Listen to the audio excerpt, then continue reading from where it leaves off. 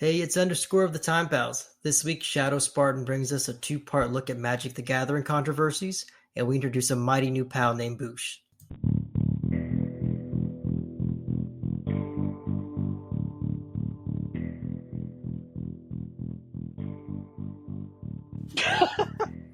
Okay.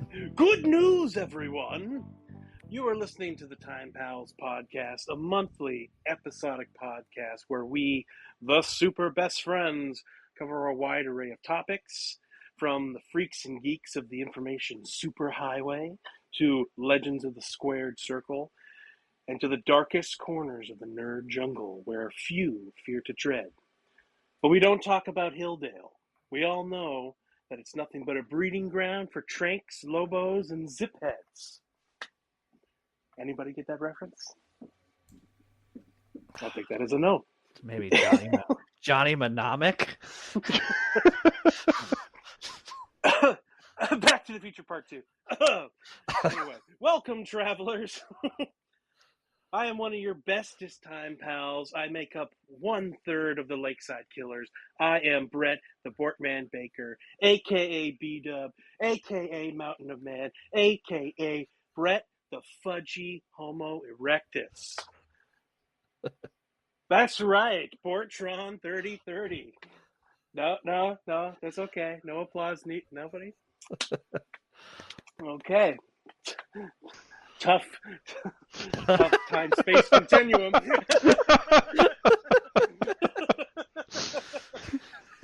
And joining me, as always, is the co-founder of this time vessel, the twoest of thirds in the Lakeside Killers, the hobo meat wagon, the Duke of Luger, the man that if the world broke out in an infection of macho madness, he would be patient zero. Michael, the Mikey underscore. You feel good about that? You like that one? You feel happy? You're patient Okay. zero. God damn it. So, first off, Dig it! you can't use the term zipper when referring to an Asian person like me, like ever. And the other thing, too, is as everybody's starter minority, I don't mind being the 2/3 of the Lakeside Killers. That's fine. But let's ease some people in. So I'm Mikey underscore. I am the third co-host because we now roped in Dom, which he'll be introduced to. And we got a brand new person for you guys. So go right ahead, Baker. Surely. And joining us once again, the man we can't live without, the master to my chief, the bird Jesus, the ball pit of destruction, the man who puts the Dom in Findom. Mothers, hide your sarks. It's Shadow Spartan. Hey, be sure to find me on YouTube. My most recent video is actually on today's topic, and that's kind of what inspired me to mainly host this episode. Ooh! And then for this man, I'm going to do my best Howard Finkel impression. And introducing the new challenger, standing at 8 feet 7 inches tall, weighing in at 358 pounds, from West Newbury, Massachusetts. No. From Venice Beach, California. Nope. From Death Valley, here is Bobby Boosh. Oh, hey, it's so great to see you. It's the American Dream. What a wonderful, fantastic intro. Thank you very much. Thank you, Bobo. Wow, am I the most caffeinated of all of us right now? Yeah, so. so let's bail out. Let's bail out the Bort man. So go ahead, Shadow Spartan. What do we got on tap today? Alright, so this is where I take over. Oh my god, you have to. Okay. Thank you, Brett, for the wonderful intro and all the good work you do for us. So, Magic the Gathering. How familiar are you guys with Magic since it came out in 1993 and I was only 1 year old at the time? What were you guys doing at that time? Bobby, you start. You're the newest. Go for Yeah. it. Well, 1993, I think I was Math is hard. 7, but I do remember I do remember Magic the Gathering. I did play as a kid. I remember like right in the cusp of like 8th grade and 9th grade, like I discovered somehow getting cards. And I remember like that was like a transition where I was listening to like heavy metal and stuff like that. I remember like opening my first pack and it had this card that I still remember till this day. It's called Dark Ritual. And I was like, Dad, that's metal. This is a metal game. That is metal. Yeah. Nice. And like gives you like 4 or 5 more like skull manas. You have like different lands, if you will, different colored types that you're able to pull. And black was like the zombies and the vampires. And I was obsessed with that. My brother got into it, my best friend who lived by it. And we pretty much like I think I did more collecting than I did playing. I did play a lot, but every time like my brother would always just kick my ass at it, and I was like pretty annoying. He always had like just like the most annoying cards because he like after high school he was able to go to like the Wizard of the Coasts in Concord when they had it there back in the day in the mall. They were like, was that in Sun Valley? Yeah. Sun Valley Mall? Oh wow. Now Yeah, I remember walking by there when it first opened and going like, wow, what wondrous world is this? And I was like, wow, that is the coolest looking place I've ever seen. And then I walked in and I was like, wow, it's just cards. And I was like, there's nothing in here for me. Right? That's just kind of how dense I was as a kid. Like it didn't even cross my mind that like, why don't you buy a deck and join? I just was like, nope, there's nothing here. You know? Nothing my for brother's you. like my brother's like 2 years older than me, so I remember like specifically after school, like before I got into theater and all this stuff. Like I remember going, like he was going to Wizard of the Coast, and I was like, "Yeah, I'm gonna go, but I'm not gonna tell him I'm going," which is weird, like because I was like nervous, like I was like, I don't want to be like an outlier. But I remember coming in with a deck, and I was like, "Hey, do you want to play?" He's like, "No, I'm with my friends. Get out of here!" And I was like, "Okay." And, like I never stepped foot in that I Wizard shall of the Coast train in again. secret. Yeah, I still train in secret, and I did beat him a bunch of times. But yeah, some collecting and just we played for years. And I played some like store tournaments for like drafts and stuff like that, and with boosters. I do have some funny stories actually kind of about that, but I'll tell that later. But that's kind of my extent through Magic the Gathering. I don't play anymore, but I do know a bit about it.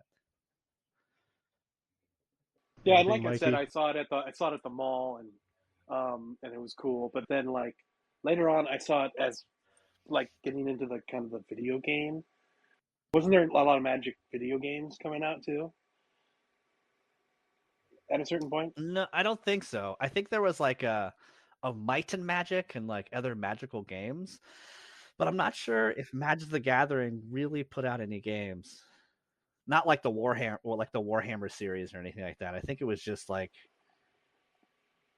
I yeah, guess. I Oh, think okay. Then I guess the card thing wasn't for me. I remember seeing a video game. It was a card battle video game, and I thought, oh, that piqued my interest. But I never went down that road. But I was like, that I would get into. But it was just kind of I had found my own stuff by that point. I found StarCraft, and it was over. you know. Yeah, I don't know if there was too many video games, because the only one was 2003, Magic the Gathering Battlegrounds, which very loosely follows the card game. Oh, and maybe that there was it. was one that was supposed to come out on Sega Saturn and it got canceled in mid and something with a lawsuit against Acclaim. Mm. There's a rare arcade game published by Acclaim in 1997. There's only a few machines that were made, so it looks like a Mountain Mike's like Domino's Pizza, Round Table Pizza type arcade machine. What was it called? Do you remember? It says Magic the Gathering Armageddon. No. No, I remember there being a Wizards and Warriors like a arcade Oh, remember you might be when there thinking of was arcade. Gauntlet Legends. Yeah, I was Dark gonna say Yep, Legacy. Gauntlet. yep. Never Sounds like mind. it. I was thinking of Gauntlet. Yep, that game rocked. So, That game ruled. yep. Anything Anyway, to say, my Mike? call. So this is the gathering of the Juggalos, right? ICP. Mike. Mike? I just see the screen of turning the mic on and turning the mic off. Like, Yeah. should I? No, fuck these nerds.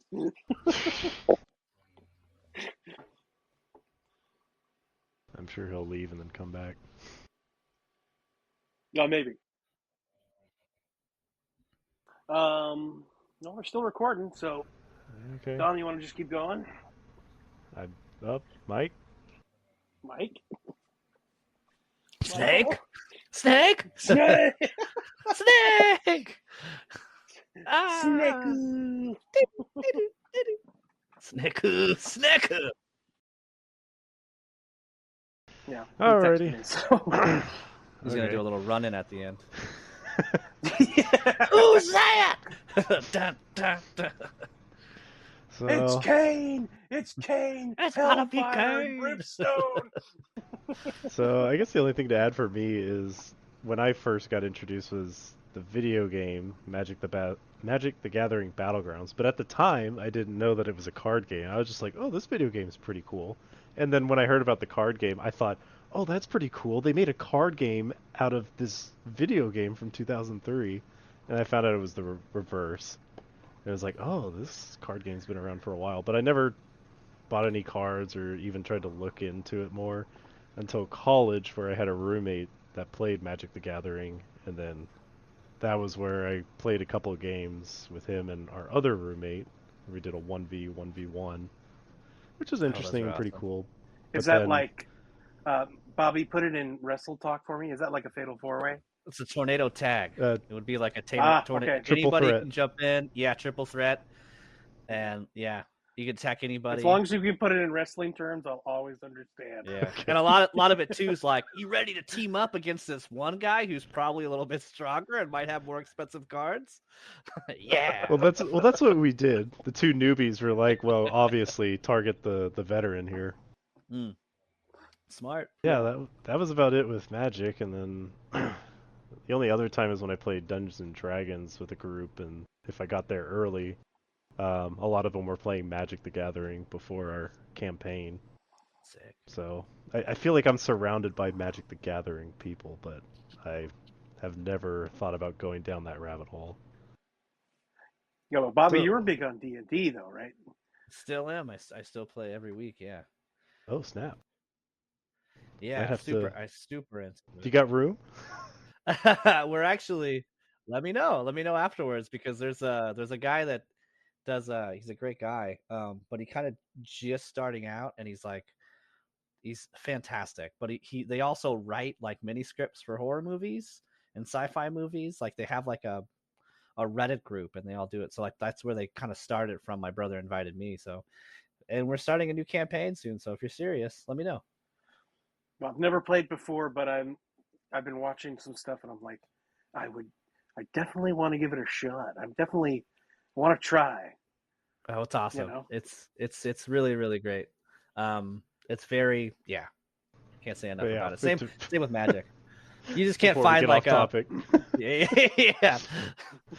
Okay. Also, I do know Magic the Gathering has like one of the most expensive cards of all time, which is the Black Lotus. Oh yeah, that card.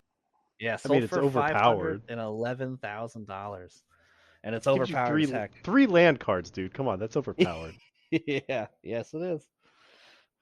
It's cheap. Okay. Quick question: do I need to go over like the rules? Everything. So me and Mike know nothing. I figure that's why I wrote a quick summary, or at least I say quick. I mean, we'll see how it goes. All right, here we go. So, quick summary of how to play Magic the Gathering.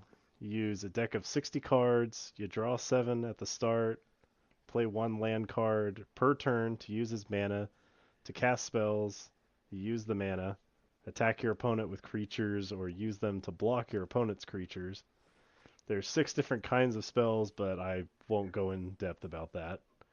The game board is set up so you can put creatures, spells, and lands on there. There's a spot for your deck, or they call it a library. There's a spot for a graveyard where your cards go afterward. And there's even an exile pile, which is a little different from the graveyard, but again, I'm just going to keep it simple. When you want to use mana, card reads good. Thanks for keeping it simple. when you want to use mana to cast a spell, you just turn the land card sideways to indicate that you've used up mana, and then you play the card and you tell them, here's what my card does, or here's what I'm doing. There's 5 colors: red for fire, green for forest, white for light, blue for water, and black for death. Each have their own strengths and weaknesses generally. You don't have to play like one color. You can actually mix and match colors. You can have red and green, or you could do 3 colors. It's pretty rare, but I have seen some people do 4 colors, and I'm sure that there's people out there that try to do all 5 colors, but those people Well, what are do crazy. the colors do? They have different gameplay styles. I'd say like red is all about like doing heavy damage and being quick, like fast attacking. So to put it in wrestling terms, so it's like a brawler as opposed to a technical wrestler, as opposed to You could say that. roughneck. I guess green for Forrest is like a big tank. He's all about just getting stronger and stronger and then just smack you with one big powerful attack. The big show. Gotcha. White is all about getting health, I would say, and they're unique because they have I forget what it's called, first strike, I think, where like you can attack first and not take damage right away, and if it kills the creature, then they die first. Blue is all about like controlling the battlefield. They have a lot of spells that like cancel your opponent from doing stuff. And black is all about, I think, like draining creatures' health and then either giving it to you or using that health to attack your opponent, kind of thing. Kind of sounds like a is that like a medic kind of in Bobby, like Team Fortress 2? Yeah, Uh, you would. Yeah, it was. Yeah, the white is definitely like heals. Like they heal. They have priests and stuff like that. That pretty much just like, and you don't have a set. You don't have a set. Like you can go up if I believe I'm reading the rules correct. Or I believe when I played, like, or at least our rules was like, if you played a white deck, like you can go as much health as you want to. Like there was no limit. Like you couldn't like, oh no, you can't go past a certain number. It was like, no, you can. Like there was a card that I had specifically because I played like a white and blue deck, so I would mill your cards. Like I would take your cards away and eliminate them, kind of like a Royal Rumble. There you go, Brett. Ooh, But thank you kinda for like a Royal sticking with Rumble. the wrestling theme. There you go. So it cut your. I'm back and I'm hitting everybody with chairs. What the fuck is happening? heck aloud. I told you I was gonna do a run in. Ah! I'll blade for that. I'll blade for that. Keep going. Yeah, thanks for the ear assault. Yeah. You're welcome. You're welcome. And his name is John Cena. Da, da, da, da. That's what it sounded like to me. Okay. Mike, any questions so far? But yeah, that was a good explanation of what they. Oh, I'm not done yet. I was going to say quickly, on the cards, it'll tell you how much mana and what specific type of colors it needs in order to be cast. Most MTG games are played 1v1, but it is designed for more, either 2v2 or, as I said, 1v1v1. Or you could do more if you really want to be insane. So, out of curiosity, I get the concept of like the 2v2.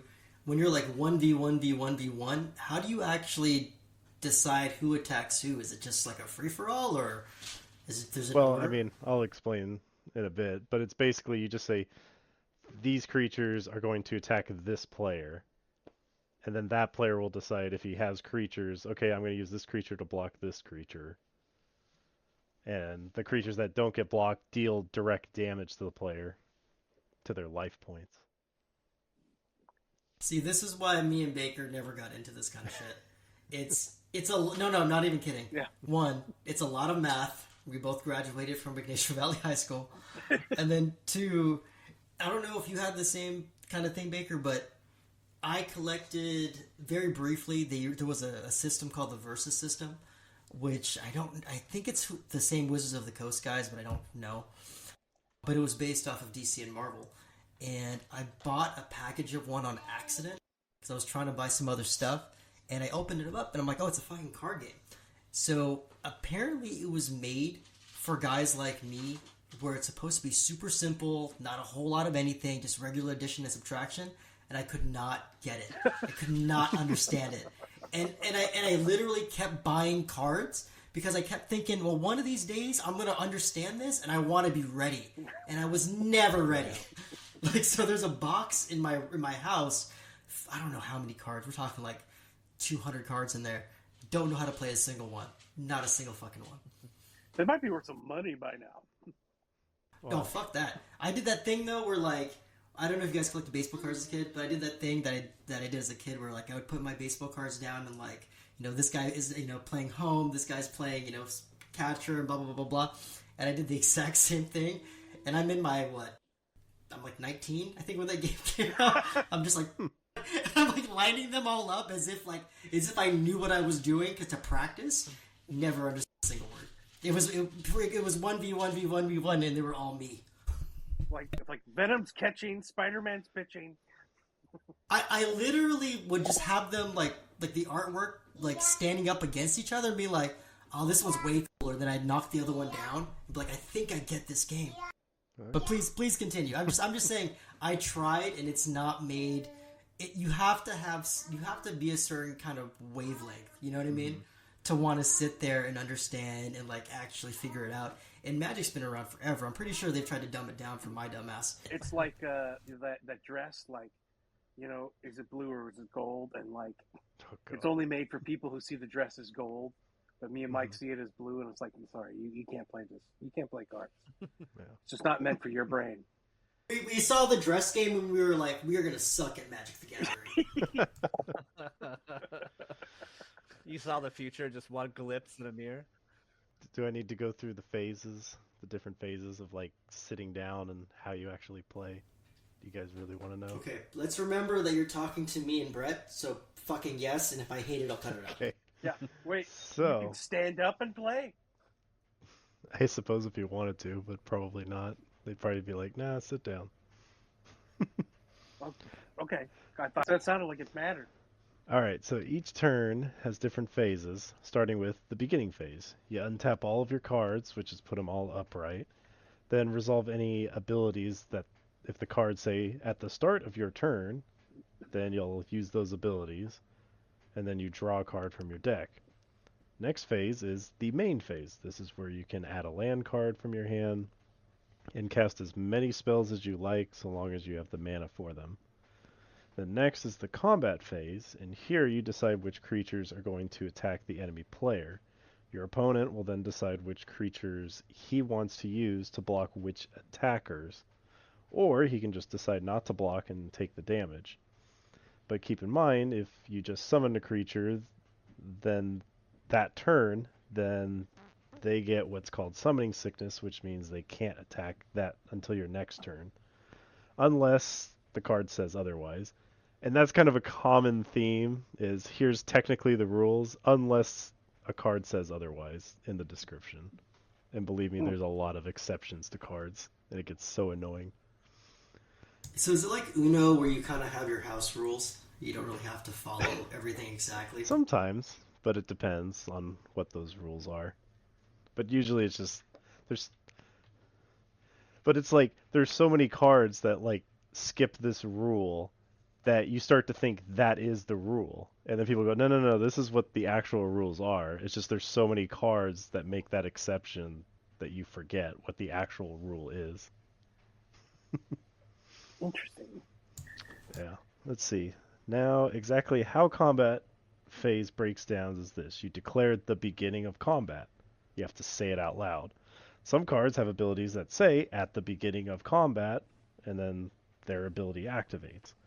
Then you declare specifically which of your creatures are attacking by turning the creature card sideways. Then the other player gets to decide which creature blocks which one. If he used any creatures to attack on his turn, then he can't use them to block. He also decides which creatures he gets to block, and if the attacker isn't blocked, then the damage gets calculated on their life points. Lastly, there's the end of combat, which means players resolve any abilities on any card that read at the end of combat, trigger at this point. Then, the next phase is actually main phase number 2. You can do all the same stuff as the first main phase. If you didn't play a land card, you can play it here now. This is mainly for if any creatures are still alive after combat, you can deal any last minute spells to finish them off. Because then you get to the last phase, the end phase. First step is any abilities that trigger at the beginning of the end step happen here. Then there's the cleanup step, which means I'm having a stroke. if you I feel like I'm having a stroke. if you have more than 7 cards, you must discard them to the graveyard until you're back down to 7 cards in your hand, and then remove any damage markers on creatures. So basically they heal back to full health. And then finally, any effects that say until the end of your turn, these effects end here. Then it's your opponent's turn who follows the same steps. To win the game, Mikey, you need Mikey, to do you smell reduce. toast? You know what? I do. The- What's funny is I don't have any bread. Don't worry, almost there. To win the game, you need to reduce your opponent's life points to 0, either through creatures or spells that can damage them directly. There is another way. If a player runs out of cards, then they lose at the beginning of their turn when they're supposed to draw a card. I'm totally playing really exciting stock music under this just to see what happens. So it sounds like games at least have an endpoint. However, in tournaments, they have a timer of about an hour because they need to stay on schedule and get Probably like players Limp Bizkit or something like that. started Kinda on get their that next 90s, matches. 2005. So if a winner isn't declared by the end of the timer, then every game plays Now I know why you want to hate 5 me. more rounds. And if there still isn't a winner, then the game ends in a draw. Gee. Okay. It's just and the one of last those thing- days where you don't want to wake up. And then just one more quick thing about competitive MTG rules. There are two Only we could fly. There are two main forms of MTG tournaments, constructed and draft.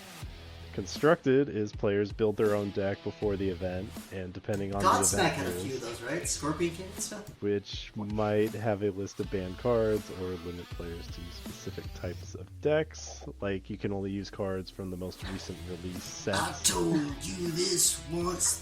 Ah! Stand alone!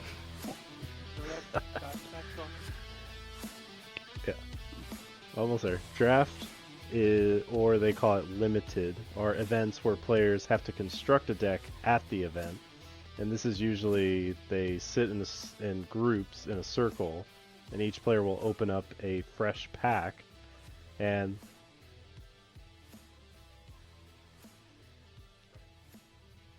I lost my train of thought when Mike started talking. Sorry. You had the draft. That's what he's here for. He's here for Yeah. chaos. Usually involves players sitting in groups in a circle, and each player will open a fresh pack and pick a card to keep. Then they pass it to the next person, and it'll just keep going until everyone has a deck. Most tournaments follow the Swiss-style tournament, which involves pairing players based on their current record to ensure similar skill pairing.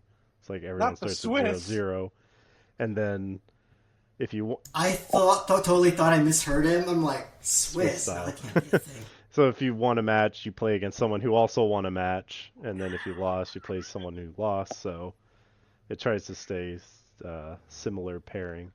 Mhm. And then there's other stuff: Planeswalker points, Pro points, competing in the PPTQs, which is like your local game shop have like tournaments, and then if you qualify, then you go to your regional, and then if you do really well there, then you go to the Pro Tour. And that's pretty much MTG stuff, I think, to know about. Did you ever think to yourself, I should be a tournament guy? And I No, don't? never. I just tried it twice with my roommate, and I was just like, oh yeah, this seems like pretty cool, but I'm not going to be buying tons of cards and try to go pro or anything. Heck no. I bought 200 cards for a game I don't know how to play. But I do encourage you guys to look for the MTV commercial from the 90s where they were trying to make MTG look like this like manly or macho card game. It's actually pretty hilarious. They have two pro players, Mike Long and Mark Justice, who are on this list. How are they not wrestlers? Those are wrestler names. Right? They're in a tag team called Truth and That's Justice. fucking great. That's right. Oh my god. Yes. Oh, But it's funny because missed they opportunity. make them seem like they're playing like speed chess where they're just playing these cards and they're just like, I block here, come on, you're getting sloppy, like they're acting hecka tough. And they've got this chick and this group of guys looking like they're in front of like a Santa Cruz like beach or something, but you can tell like they're like I on a remember set. that era of MTV where it was all like the Mighty Beach House stuff. God, I miss that shit. Yeah, and so they're trying to show off like this macho card game, and they're like, this game is super intense, and she's like, they don't look so tough. And they're like, this guy over here, Mark Justice, he started a riot. He's so cool. He killed 4 people. Oh, don't worry, we'll get to it. I'm going to talk about it later. That's Don't worry. I'm getting I heard his parents are divorced. real Schmitz gay vibes, from SNL. Looks like you boys need to get wet. Yeah, just try like typing in 90s MTV Magic the Gathering special and see if it comes up. I haven't seen It's that. really That's funny. awesome. Poor Dan Cortez. Magic has always had those people. At least like every now, like back in the day, I used to be like, oh, I have some time to spare. Like I'll go to Black Diamond Games, or like I'll go to a card shop to play, like just random people. But there would always be this one like fabled guy that beats everybody who's like in a corner drinking Coke, and he always has like somebody with him to like hype him up. Like there was this time at Black Diamond where like this guy was like, yeah, I'll play you. Like, okay, cool. And like there was a guy behind him being like, yeah, that's a great card. Nice job. And like, He had a and I hype remember, man. yeah, he had a hype man. He literally had a hype man. It's like, ooh, don't play that card. And then like me and my brother like were like looking at each other, and I was all like, ooh, Eddie, that's a crazy card. Like we went back and forth, but like he ended You up guys are in trouble. it was like that. And I think my other friend who like has always been like had like a 30-year-old build, like super huge, like Yeah. and like who was like 60 at the time was like, hey, can you stop that, to his friend? And he's like, okay, cool. But like there's a heavy masculinity when it comes to like manliness when it comes to Magic the Gathering on some people. Like there's always this fabled person in like every store, like, ooh, don't get to Spencer, don't talk to him, like he's good, like he's got a bunch of people that's gonna cheer him on. Well, I remember seeing what's his name? Terry Crews. I remember Oh, him. He was into a card game. It might have not been Magic, but he was into something. And I remember they made a whole commercial about it. But I can't wouldn't remember be the card surprised. game. But I wouldn't be but he was surprised because super like intense flipping cards. yeah, and I know Post Malone's into it right now too. Like he's all over a lot of the Magic scene, which is crazy. So it's I like Post it's Malone. an extremely popular game. I think it's probably the most. I'm sure. I feel like besides like Jim Rummy and stuff like that, like I feel like it's the longest game, competitive game or longest card game that's not like basic cards. Like I feel like that has to be it. It's not done with a deck, like a regular deck of cards, right? Yeah. I mean, like the longest non-regular poker deck. Yeah.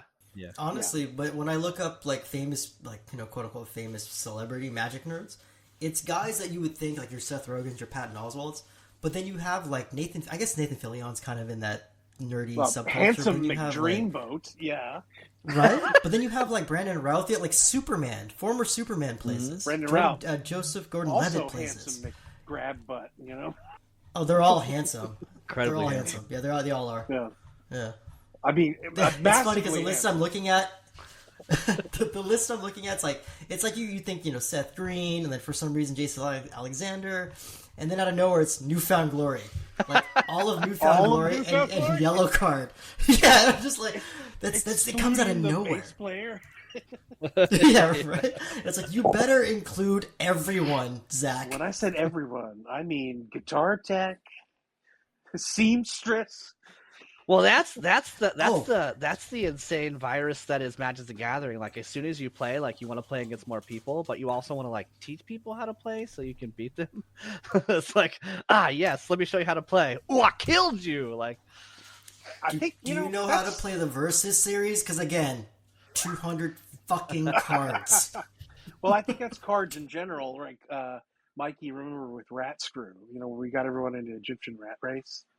You know, and there was like a whole Right, summer right. where we had gotten, you know, every single one of our friends to play Egyptian Rat Race. It was just, have you guys played the Egyptian Rat Race or Rat Screw?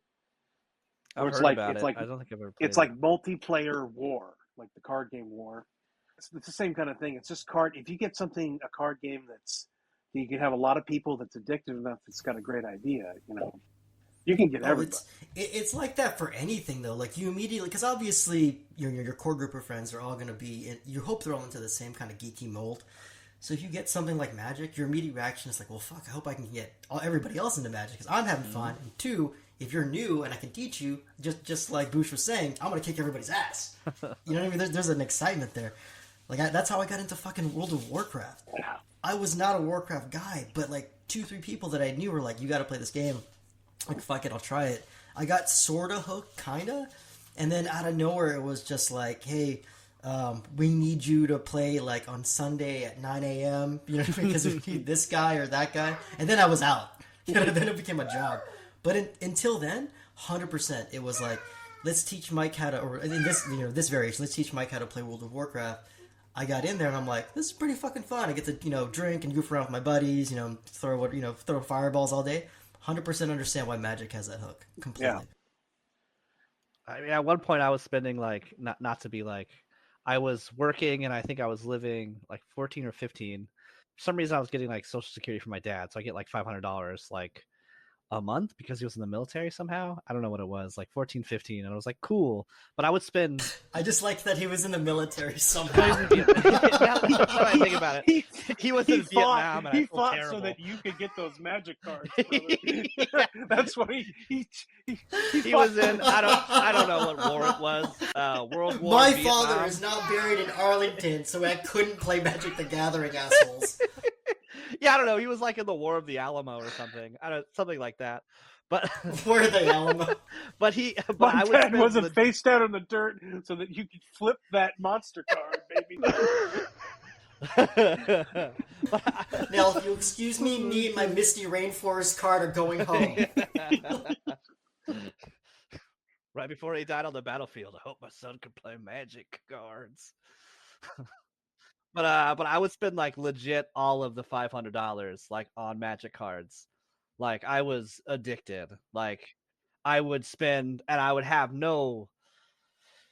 $500 though. How much are Magic? Magic. Cards? So we knew an old Magic place, or an old baseball card place that used to sell Magic cards for like super discounted for some reason, and like the new sets. So they'd be like $1 or $2. But like the decks were usually like the place we got them at were like $3 each, but now they're like $7 like per deck. Yeah, it was crazy. But like I would have no problem spending like on whole boxes and just looking through them. Like it was insane. That's pretty crazy. Did you hear that? I mean, not to derail, but you heard that story about how they buried a bunch of Magic cards in the dumpster or in the desert? I know the ET game, but I didn't know they did Magic. Now, actually, now that I think about it, that sounds familiar. That's crazy. God damn, it was actually. Yeah, I guess it was. Here, take it for what you will. I guess it was on Reddit. Oh yeah. Some dude took a photo of like just boxes of Magic cards. And he's just like, I don't know what these are, but there's all these cards. They're perfect condition in the desert. He takes a photo of it, takes a couple boxes for himself. All these Reddit nerds, rightfully so, are like, dude, that's amazing. You got to go back there and get it. A couple days later, he goes back there, and all the cards are destroyed. Like, whoever buried them obviously saw the Reddit post and just destroyed everything. God. That's crazy.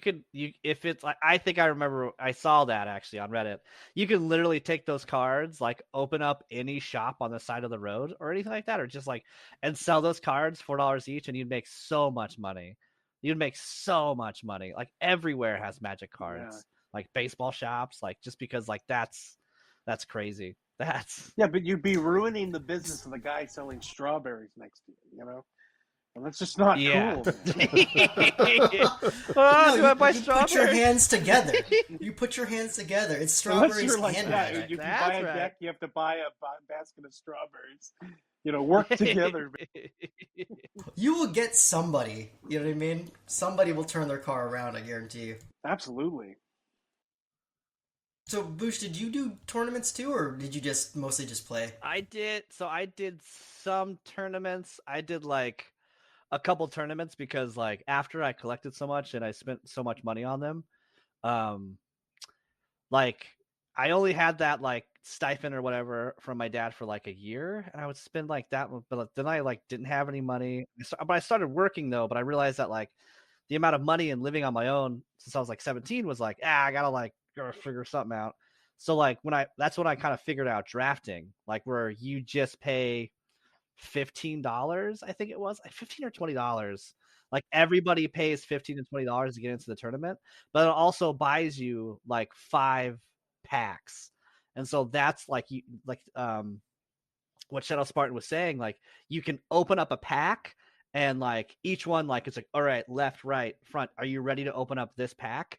And then you go through the 15 cards and you could pick out the card you want to build your deck around. Or you can like, or if you find like a special foil card that that's worth like $20 and you can sell back to the shop, you can take that too. Like you could be like, ooh, I don't know, that card's kind of expensive though, but I'll just have it.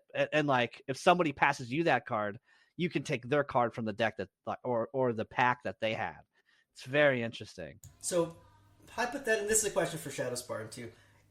Considering all the cards that you have right now, like what is your most like prized card? Like what is the most worth the most money in your collection? I have 2. I have this one called Baneslayer Angel that's holographic. It used to be worth $50. And it was like super cool. And the art on it is like, art on Magic cards are amazing. If you haven't played, I'd imagine just looking up some art on it. They're amazing. And then I had this, which is funny, I got it from a draft, but I had to argue with my brother's wife. We did a draft with his wife used to play, and he used to play with a couple other friends, kind of like to revisit and play. Or actually ex-girlfriend, not a wife. It's close though. but like they best friend's maiden's cousin's roommate. It doesn't matter. Yeah, like a second cousin. Tale as old as time. Vietnam veteran. She was down in the mud. Nothing in the mud. That's right. For you to get that. My father again did not fight in Iraq. No, literally, he didn't fight in Iraq. He's like 80. But I pulled this holographic Jace card, which is a Planeswalker. And at that time, it was like crazy. And I was like, I'm keeping this card. But I kept it kind of secret. Like I was like, oh, I put it down. I'm not going to tell anybody because I was like, I don't know why, but I was excited about it. But like we all put in money to buy these things. And so anyways, when we were leaving, she was like, oh, I'm taking my card. And I was like, oh, I'm sorry. That's my holographic Jace card. And we got in like a weird argument. This is the first time I met her, was playing this game with her. Please tell me this is the reason why your brother divorced her or dumped her. I'm pretty sure it was 100%. Because I was like, no, I'm so sorry. We smell our own kind. Yeah. So, but that the holographic Jace card, I don't know how much that was, but it was like a different look for like a variant of what it was supposed to look like. And I was like, sick. But like we argued and I got that card back, and now it's one of my bookmarks in a package. Like I was like, oh, put it there, like a special bookmark. I don't know why. Oh, that's pretty cool. So it was worth 80 back then. So is it worth more now, or is it worth 80 now? Let's see. Yes, $50. It's excuse me, $80. You get It's sorry, worth yeah. $50 now. It's going down. But see, because we did this in 2013, and the same card, if you get it like what do you call it? When you do CTG or whatever, like for comic books, like there's somebody selling it for $650, and it's graded mint condition. Oh, if you get it graded and stuff. Right. Yeah. But you're not gonna you yourself will never sell it for 600. No, I broke up my brother's relationship because of that, so I think that's a little bit better. She than died. any She money. Is that why you like playing as zombies? Because you want to try to bring things back to life?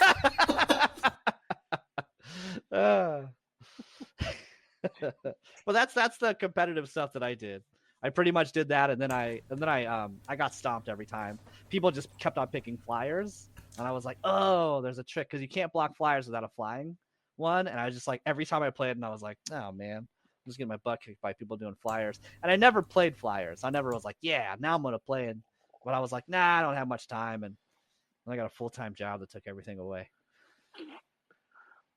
That's still pretty cool, though, man. I'm glad you at least got to test yourself out against high competition. What about you, Dom? Dom, what did you have? Did you have any cards? You still have any cards or anything left over? Dom didn't apply himself, though. He didn't go into tournaments. Not Magic the break up Gathering. marriages. No tournaments. No. I guess the most valuable card I had was a Blue Eyes White Dragon. I don't know what that Yu-Gi-Oh. means. Absolutely. Yu-Gi-Oh! Come on. Sounds yeah. expensive. It sounds dope. But yeah, I never did any tournaments. And just a little racist. Like, that's on the back of a motorcycle game. Wow, Mike. College, Great. You know what I mean? Like, that. There's no way it's not. Great segue, by the way. Speaking of racist. Yes. Because let's get to our first story. Finally, something in my wheelhouse. It's just funny you say that. It's like, oh, great segue. So, you ready for the first, I guess, scandal? You know what's funny is I actually forgot why we were doing this. I'm like, are we just talking about magic? I forgot we had a point to this bullshit. No, but this is perfect because Wizards, just a year in 1994, they had an artist, Harold McNeil, who designed a few cards for MTG, but later they were removed because they could be interpreted as, racist. Chewie the elf. No, let's see. Here's one of their cards. Well, the picture, I guess I'll just say it. They kind of look like Ku Klux Klan members, but were colored black. Like the But Grand maybe it's just Wizard. a misunderstanding until you read the title of the card and it says "Invoke Prejudice." What? Yeah, getting a little worse there, but again, maybe it's just a coincidence. Oh no, you read the description. It says if your opponent tries summoning a creature, but it doesn't match the same color as one of yours, the mana cost is doubled. No! Oh my god.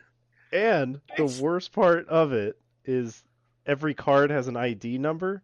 This one specifically was 1488. And if you don't know, 1488 are two really important numbers for Nazis and white supremacists. No! Just conveniently, it happened to have that number. Oh my god. I knew that. That's Yeah. insane. As the only brown person in the room, I actually know all those numbers. Jesus. And you said there's I have to protect Most myself. self-hating Asian man. and you said there's two more cards that got banned after that one by the same there's artist? I think there's 7 of them, I think it was. But By the same artist? Did anybody ask any questions of the artist? Well, here's the thing. Probably the most obvious one, in my opinion, was a white magic card called Cleanse, which destroys all black. Oh, fuck off! Which destroys all black creatures in play. Oh my god. What? So, yeah, MTG has removed all of his cards that he made for them, and they're all banned in all tournaments. Who made the cards? Clayton Bigsby? His name's Harold McNeil. Is he still doing stuff? And has he ever? Okay, spoke on Bush, that? your turn to defend these cards. I don't know what he's up to. I haven't bothered to look him up. That's crazy. But yeah, that was probably the biggest, I guess, scandal when it came to Wizards of the Coast. In terms of within the organization, but I'm sure that there's probably many more. But Is this so? I knowing nothing about the general culture of Magic: The Gathering, is this something that people were like furious about, or were people like cool with this kind of thing? it seemed like it was kind of swept under the rug a little bit. Like, oh, as soon as it was like brought to their attention, don't worry, guys, we're no longer doing business with him and all of his cards that he made for us. Nope, not allowed. But they got See, into the release. okay. Like it got to. They were Yeah. released. Were they ever released? the Yeah, public. just a year in. They came out in 1993, and then Man. It got cleared by someone. at least this story came out in 1994. So yeah, just a year in, and it's like, oh, here we go. To be fair, I can 100% see, because obviously Magic is this giant corporation chain. I can 100% see somebody just kind of blindly going like, all right, artwork's done, whatever, it does whatever, fuck it. Sounds cool. All right. That's crazy. That's Why? What do you say to that? Whitey, the dark elf killing white elf.